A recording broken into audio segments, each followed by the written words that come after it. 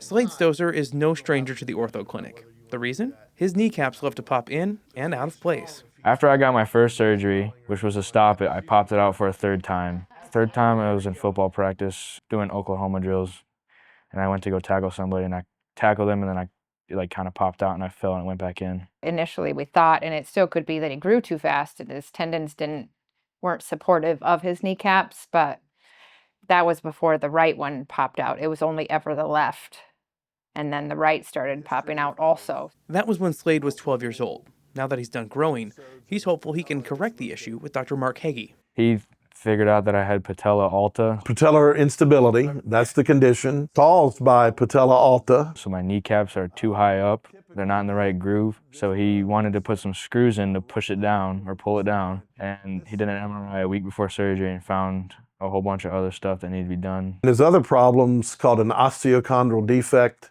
of the lateral femoral condyle. To have the combination of these two, I've never seen. What the MRI showed was damage to the cartilage as well as cysts inside the bone on his left knee, meaning a more complicated, multifaceted surgery. So this procedure is called a tibial tubercle transfer. That's the part that gives the patella the stability. And then the other one's called an Oates procedure, but it's where you're taking graft from either the patient or a cadaveric bone and placing it into the patient's defect where the bone and the cartilage is not healthy.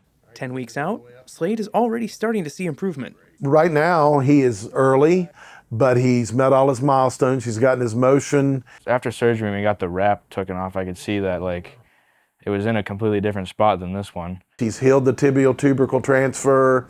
The patella is stable. Normally when he does checkups on me, he'll wiggle it around, and before it'd feel like he'd be pushing it out to where it popped out. And it didn't feel very good, but now it doesn't feel like that anymore. He can sit there and wiggle it all he wants. It doesn't bother me. And the fact that his knee's not swollen and he's not having any pain, those are all good markers. My main thing was he's a big kid, and he's going to have to stand on those legs for the rest of his life. So irregardless of anything else, I just want him to be stable. This is a longer road to recovery, given that it can take up to a year for the cartilage to heal, and he still needs to fix that right knee. But for Slade, it's a big first step to a life with a lower risk of dislocations. Just be able to do stuff I see my friends doing without having to wear these knee braces and make sure my knees don't pop out, or hang out with them and play football and rough around with them. No concern.